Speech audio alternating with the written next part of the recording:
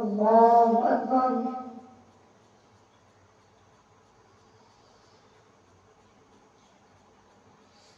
الحمد لله رب العالمين الرحمن الرحيم مالك يوم الدين إياك نعبد وإياك نستعين اهدنا الصراط المستقيم صراط الذين أنعمت عليهم غير المغضوب عليهم ولا الضالين. ولقد أرسلنا إلى أمم من قبلك فأخذناهم بالبأساء والضراء لعلهم يتضرعون فلولا إذ جاءهم بأسنا تضرعوا ولكن قست قلوبهم وزين لهم الشيطان ما كانوا يعملون. فلما نسوا ما ذكروا به فتحنا عليهم أبواب كل شيء حتى إذا فرحوا بما أوتوا أخذناهم بغتة فإذا هم مبلسون فقطع دابر القوم الذين ظلموا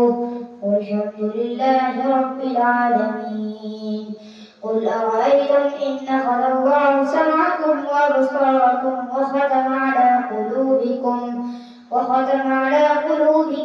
من إله غير الله يأتيكم به انظر كيف نصرف الآيات ثم هم يصدفون. قل أرأيتكم إن أتاكم عذاب الله بغتة أو جهرة هل يهلك إلا القوم الظالمون. وما نرسل المرسلين إلا مبشرين ومنذرين فمن آمن وأصلح فلا خوف عليهم ولا هم يحزنون. والذين كذبوا بآياتنا يمسهم العذاب بما كانوا يفسقون. قل لا أقول لكم عندي خزائن الله ولا أعلم الغيب ولا أقول لكم إني ملك إن أتبع إلا ما يوحى إلي. قل هل يستوي الأعمى والبصير أفلا تتفكرون. وأنذر به الذين يخافون أن يحشروا إلى ربهم ليس لهم من دونه ولي ولا شفيع لعلهم يتقون. ولا تطرد الذين يدعون ربهم بالغداة والعشي يريدون وجهه ما عليك من حسابهم من شيء وما من حسابك عليهم من شيء فتطردهم فتكون من الظالمين. وكذلك فتنا بعضهم ببعض ليقولوا أهؤلاء من الله عليهم من بيننا أليس الله بأعلم بالشاكرين. وإذا جاءك الذين يؤمنون بآياتنا فقل سلام عليكم كتب ربكم على نفسه الرحمة أنه من عمل منكم سوءا بجهالة ثم تاب من بعده وأصلح فأنه غفور رحيم. وكذلك نفصل الآيات ولتستبين سبيل المجرمين. قل إني نهيت أن أعبد الذين تدعون من دون الله قل لا أتبع أهواءكم قد ضللت إذا وما أنا من المهتدين. قل إني على بينة من ربي وكذبتم به ما عندي ما تستعجلون به إن الحكم إلا لله يقص الحق وهو خير الفاصلين. قل لو أن عندي ما تستعجلون به لقضي الأمر بيني وبينكم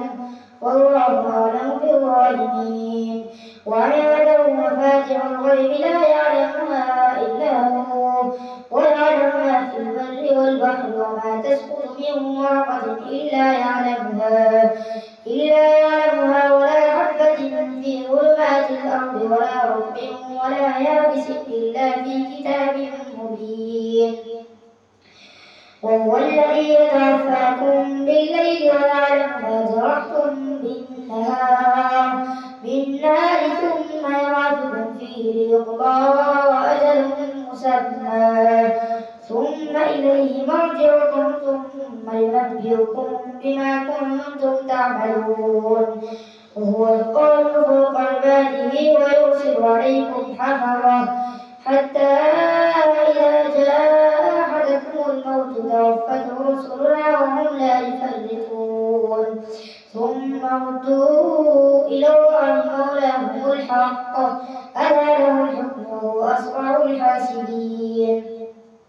قل من ينجيكم من ظلمات البر والبحر تدعونه تضرعا وخفية لئن أنجانا من هذه لنكونن من الشاكرين. قل الله ينجيكم منها ومن كل كرب ثم أنتم تشركون. قل هو القادر على أن يبعث عليكم عذابا من فوقكم أو من تحت أرجلكم أو يلبسكم شيعا ويذيق بعضكم بأس بعض. انظر كيف نصرف الآيات لعلهم يفقهون. وكذب به قومك وهو الحق قل لست عليكم بوكيل لكل نبأ مستقر وسوف تعلمون. وإذا رأيت الذين يخوضون في آياتنا فأعرض عنهم حتى يخوضوا في حديث غيره وإما ينسينك الشيطان فلا تقعد بعد الذكرى مع القوم الظالمين. وما على الذين يتقون من حسابهم من شيء ولكن ذكرى لعلهم يتقون. وذر الذين اتخذوا دينهم لعبا ولهوا وغرتهم الحياة الدنيا وذكر به أن تبسل نفس بما كسبت ليس لها من دون الله ولي ولا شفيع. وإن تعدل كل عدل لا يؤخذ منها أولئك الذين أبسلوا بما كسبوا لهم شراب من حميم وعذاب أليم بما كانوا يكفرون. قل أندعو من دون الله ما لا ينفعنا ولا يضرنا ونرد على أعقابنا بعد إذ هدانا الله كالذي استهوته الشياطين في الأرض حيران له أصحاب يدعونه إلى الهدى ائتنا قل إن هدى الله هو الهدى وأمرنا لنسلم لرب العالمين وأن أقيموا الصلاة واتقوه وهو الذي إليه تحشرون. وهو الذي خلق السماوات والأرض بالحق ويوم يقول كن فيكون قوله الحق وله الملك يوم ينفخ في الصور عالم الغيب والشهادة وهو الحكيم الخبير. وإذ قال إبراهيم لأبيه آزر أتتخذ أصناما آلهة إني أراك وقومك في ضلال مبين. وكذلك نري إبراهيم ملكوت السماوات والأرض وليكون من الموقنين فلما جن عليه الليل رأى كوكبا قال هذا ربي فلما أفل قال لا أحب الآفلين. فلما رأى القمر بازغا قال هذا ربي فلما أفل قال لئن لم يهدني ربي لأكونن من القوم الضالين. فلما رأى الشمس بازغة قال هذا ربي هذا أكبر. فلما أفلت قال يا قوم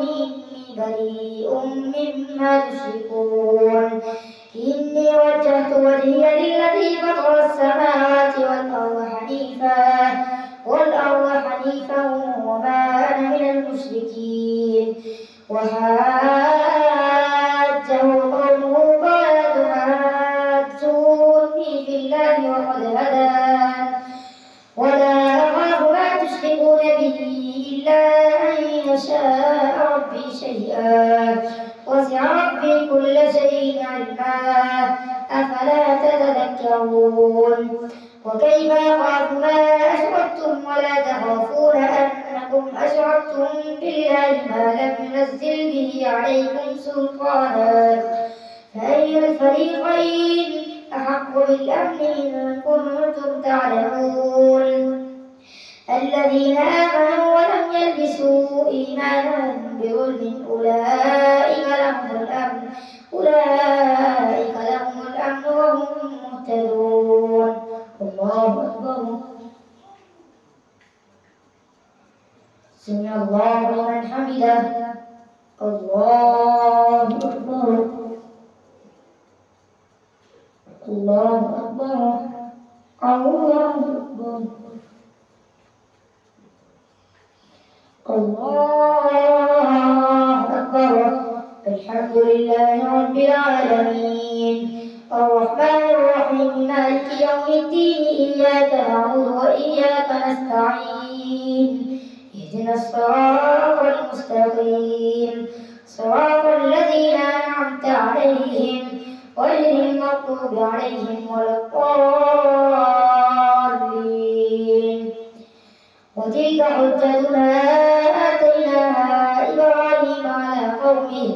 نرفع درجات من نشاء إن ربك حكيم عليم ووهبنا له إسحاق ويعقوب كلا هدينا ونوحا هدينا من قبل ومن ذريته داود وسليمان وأيوب ويوسف وموسى وهارون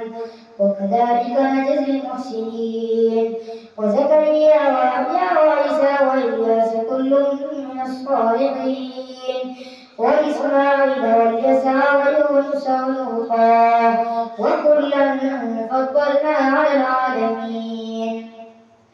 ومن آبائهم وذرياتهم وإخوانهم واجتبيناهم وهديناهم إلى صراط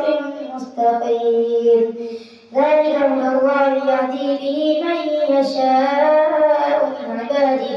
ولو أشركوا لحبط عنهم ما كانوا يعملون أولئك الذين آتيناهم الكتاب والحكم والنبوة فإن يكفر بها هؤلاء فقد وكلنا بها قوما ليسوا بها بكافرين أولئك الذين هدى الله فبهداه مقتدي قل لا أسألكم عليه أجرا إن هو إلا ذكرى للعالمين وما قدروا الله حق قدره إذ قالوا ما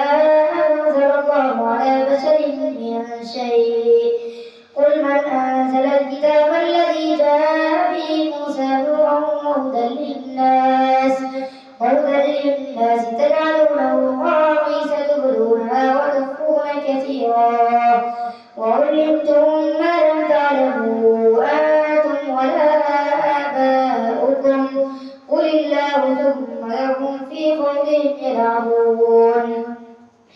وهذا كتاب أنزلناه مبارك مصدق الذي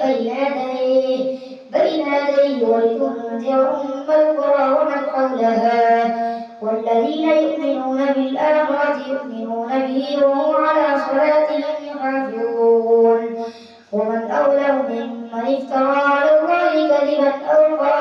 كذبا أو قال أوحي إلي ولم يوحى إليه شيء ومن قال سأنزل مثل ما أنزل الله ولو ترى إذ الظالمون في غمرات الموت والملائكة باسطوا أيديهم أخرجوا أنفسكم اليوم تجزون عذاب الهون بما كنتم تقولون على الله غير الحق وكنتم عن آياته تستكبرون ولقد جئتمونا فرادا كما خلقناكم أول مرة وتركتم ما خولناكم وراء ظهوركم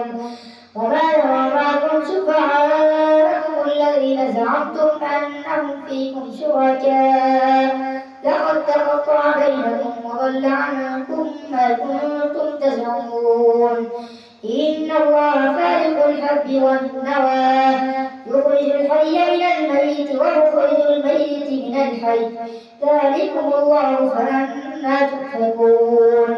فالق الإصباح وجعل الليل سكنا والشمس والقمر حسبانا ذلك تقدير العزيز العليم وهو الذي جعل لكم النجوم لتهتدوا بها في ظلمات البر والبحر قد فصلنا الآيات لقوم يعلمون وهو الذي أنشأكم من نفس واحدة فمستقر ومستودع قد فصلنا الآيات لقوم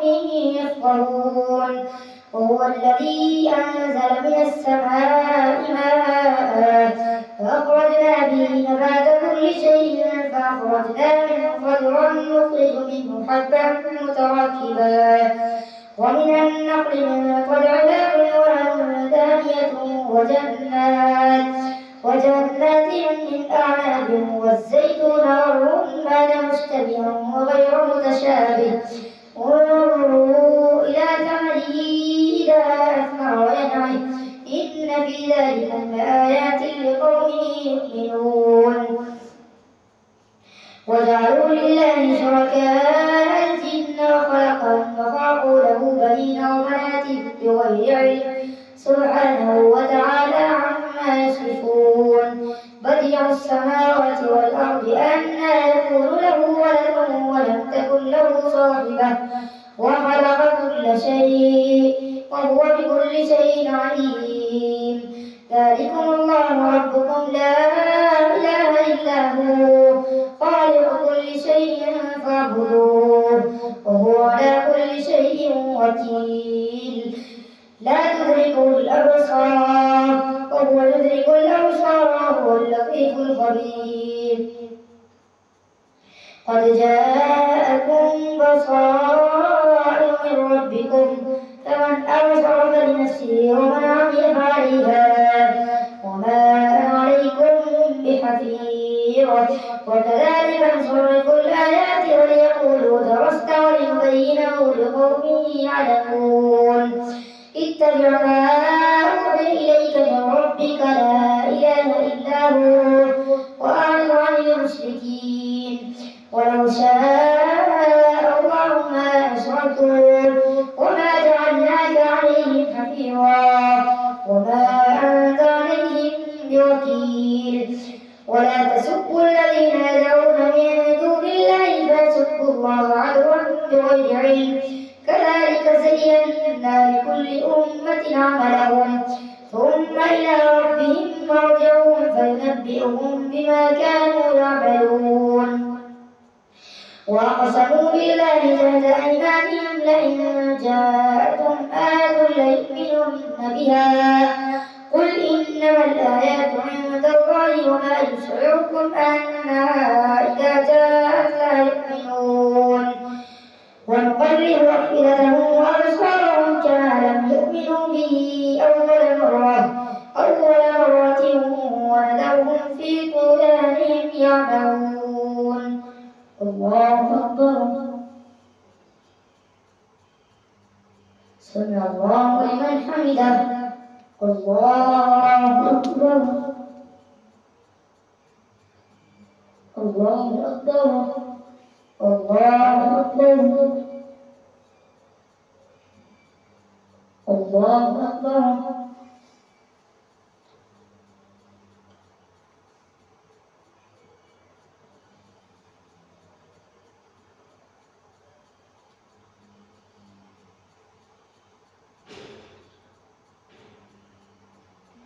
السلام عليكم ورحمة الله. السلام عليكم ورحمة الله.